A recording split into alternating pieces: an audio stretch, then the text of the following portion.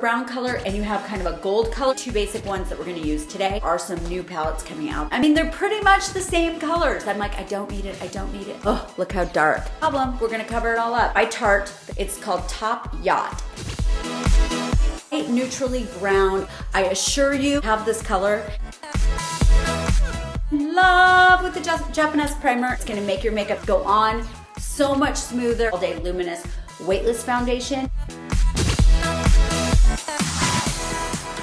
Some days with makeup, you're like, dang it, I was on. My makeup looks awesome. And then the next day you're like, what the hell happened?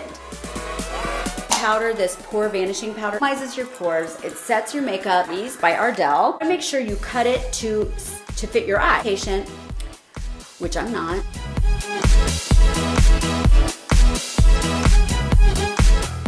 Orgasm. It looks ridiculous, I know.